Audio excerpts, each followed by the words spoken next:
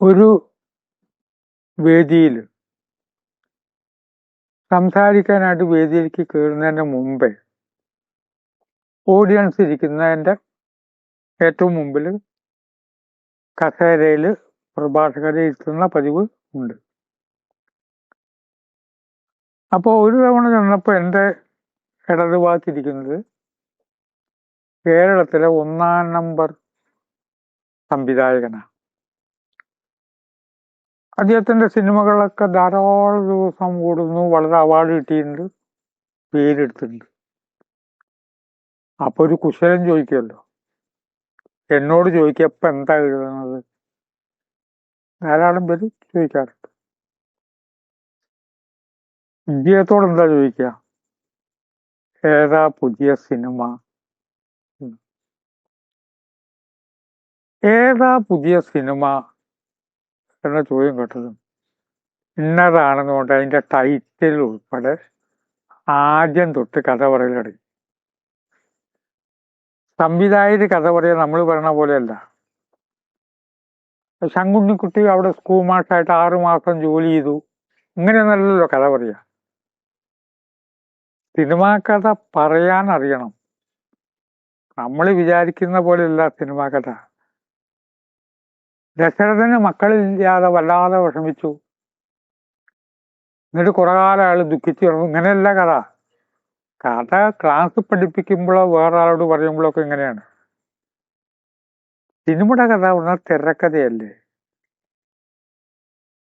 ദശരഥൻ ഒരിടത്ത് ഒരു നൃത്തം കണ്ടുകൊണ്ടിരിക്കുമ്പോൾ ആ നൃത്തം കാണാനെത്തിയിട്ടുള്ള ഒരാൾ ഇങ്ങനൊരു കാര്യം ചോദിച്ചപ്പോൾ തനിക്ക് പുത്രന്മാരില്ലല്ലോ എന്നുള്ള ദുഃഖം വന്ന് മൂഡ് ഔട്ടായിട്ട് വീട്ടിൽ നിന്ന്, അങ്ങനെയാണ് സിനിമാ കഥ. അപ്പൊ തിരക്കഥ എന്ന് പറയുന്നത് ഇതേ രീതിയിലേ അല്ല. അതുകൊണ്ടാണ് തിരക്കഥയെ പറ്റി അറിയാത്തവർ എഴുതുമ്പോൾ പരാജയപ്പെടുന്നത്. അങ്ങനെ വിവരിച്ചിട്ട് ഇതിന്റെ ക്ലൈമാക്സ്, ഏകദേശം ക്ലൈമാക്സ് എത്തിയപ്പോഴേക്കും അടുത്തായിട്ട് വേദിയിലേക്ക് വിളിച്ചുകൊണ്ടിരിക്കുന്നു. ഓരോരുത്തരുടെ പേര് വിളിക്കുകയാണ്. ഞാനൊരു കസേര പോയി, അദ്ദേഹം വന്ന് ഇപ്പുറത്തെ കസേരയിൽ.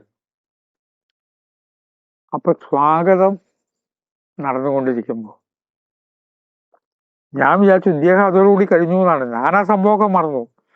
അപ്പൊ ക്ലൈമാക്സ് ഞാൻ പറഞ്ഞില്ല എന്ന് പറഞ്ഞ് ക്ലൈമാക്സ് ഇദ്ദേഹത്തിന്റെ കാതിൽ പറഞ്ഞുകൊണ്ടിരിക്കുകയാണ്. ക്ലൈമാക്സ് നല്ല രസം കേട്ടോ. ഓരോ ഷോർട്ടായിട്ടാണ്. അയാൾ കയറി വന്നു, അപ്പൊ ഇന്നാള് ജാതകത്തിലൂടെ കണ്ടു, പിന്നീട് വന്നിട്ടൊരു ചോദ്യം ചോദിച്ചു. അത് ആ ചോദ്യം ഉത്തരം ഓരോരോ ഷോർട്ട് ഡിവൈഡ് ചെയ്തിട്ട് പറയുമ്പോൾ എനിക്കത് വലിയ ഇഷ്ടം തോന്നി. എന്തിനാ ഇങ്ങനെ വിസ്തരിച്ച് പറഞ്ഞത്? അതിൻ്റെ ഉത്തരം നമുക്ക് വേറൊരു കാര്യം പറയാൻ ഇത് ആവശ്യമാണ്. വേറൊരിക്കൽ മറ്റൊരു സംവിധായകൻ എൻ്റെ 2 കഥകൾ അദ്ദേഹം സിനിമയാക്കിയിട്ടുണ്ട്. പുതിയ സിനിമയുടെ കഥ റൂമിൽ ഇരുന്ന് പറഞ്ഞു. അദ്ദേഹത്തെ റെയിൽവേ സ്റ്റേഷനിലേക്ക് യാത്ര അയക്കാൻ പോയപ്പോൾ അതുവരെയും പറഞ്ഞു. തീവണ്ടി നിന്നു, ഇദ്ദേഹം കയറിയിട്ട് ആ ഡോറിൽ നിന്നിട്ട് ക്ലൈമാക്സ് വരെ കയറി കഴിഞ്ഞിട്ട് ഇത് പറയണത് ഈ കേൾക്കുന്ന ആള് പ്രമാണിയായോണ്ടല്ല. അടുക്കളയിൽ ഭാര്യ ജോലി ചെയ്യുമ്പോൾ ഞാൻ ചെന്നിട്ട് കഥ പറയും. ഞാനേ ഒരു ചെറുകഥ എഴുതാൻ ആലോചിക്കുകയാണ്. എന്തിനാ പറഞ്ഞ ഈ പറയുന്ന വ്യക്തിയിൽ അത് ഒന്ന് ഉറയ്ക്കാൻ വേണ്ടിയാണ് ഈ പറയണത്. അത് ശ്രദ്ധിക്കണം. എന്ത് കഥ? എത്ര തവണ വന്ന കഥയില്ല കേട്ടോ.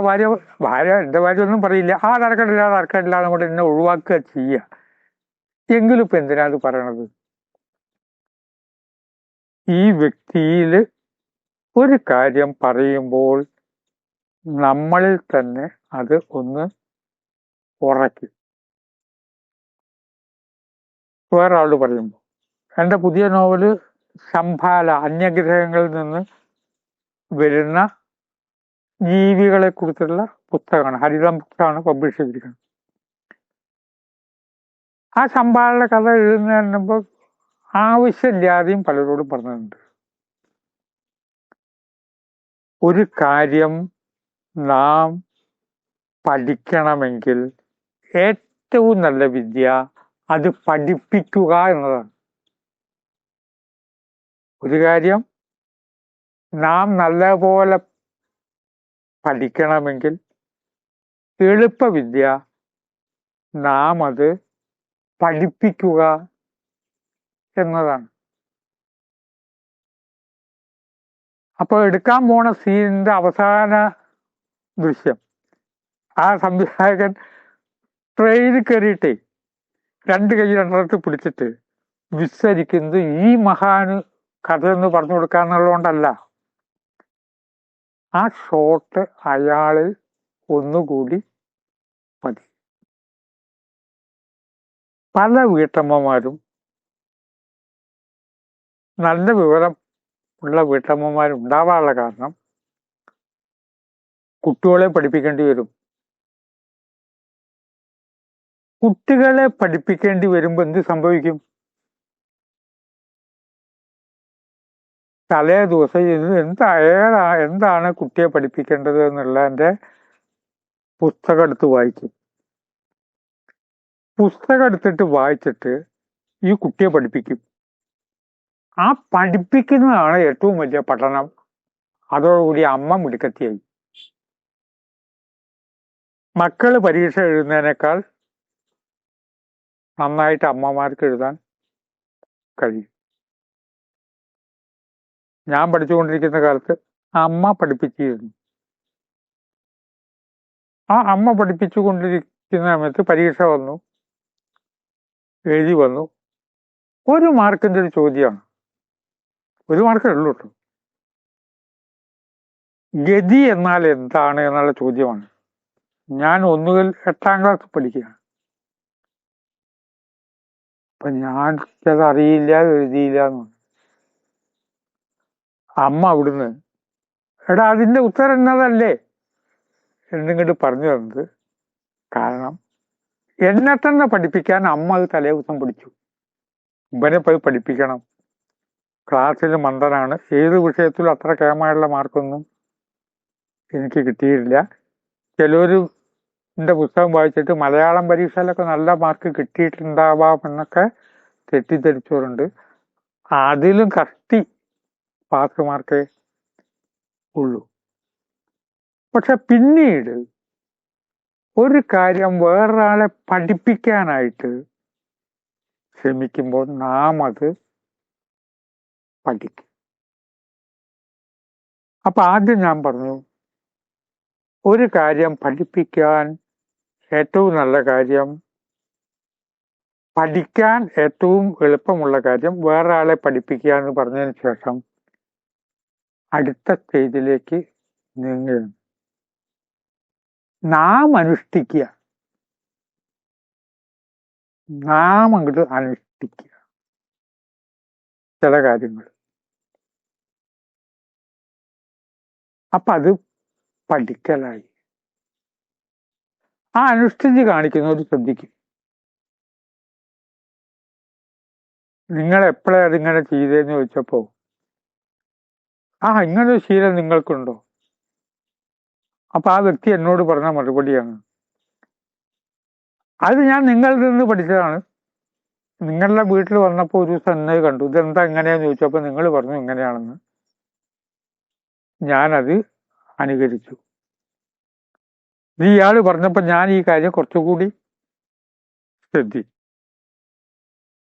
പഠിപ്പിക്കുക. ആ പഠിപ്പിക്കുമ്പോൾ നാം പഠിക്കും. ചില തത്വചിന്തയൊക്കെ മക്കളോട് പറഞ്ഞു കൊടുക്കും. ആവശ്യമില്ലാത്ത ക്ഷോഭം പറ്റും ഇവനോട് പറയണ്ടേ. അത് മക്കളെ പഠിപ്പിക്കുമ്പോൾ അവൻ അത് കേട്ടില്ലെങ്കിലും അച്ഛനും അമ്മയും പറഞ്ഞതൊന്നും കേൾക്കുന്ന കുട്ടികൾ കുറവാണ്. കാരണം ജനിച്ച കാലം മുതൽ ഇവരെ കാണുകയാണ്. വല്ല ഹിമാലയത്തിൽ നിന്ന് വന്ന വല്ല യോഗിയും പറഞ്ഞാൽ പിന്നെയും കേൾക്കും. അച്ഛൻ അങ്ങനെയൊക്കെ പറയും. പക്ഷെ അച്ഛനൊരു ഗുണമുണ്ട്, ഇവരോട് പറഞ്ഞ് അച്ഛനത് പഠിക്കും. അതുകൊണ്ട് വലിയൊരു തത്വസംഹിതയിൽ ഒളിഞ്ഞിരിക്കുന്നില്ലേ എന്നും, ഇത് ശ്രോതാക്കളുടെ ചിന്തയെ ഉണർത്തുകയാണ് ഈ പ്രഭാഷണങ്ങളുടെ ലക്ഷ്യം. നമുക്കൊരു കാര്യം പഠിക്കാനുള്ള എളുപ്പമാർഗം പഠിപ്പിക്കുക എന്നല്ലേ എന്ന് ചിന്തിച്ച് വാക്കുകൾ സംഭരിക്കുന്നു. നമസ്കാരം.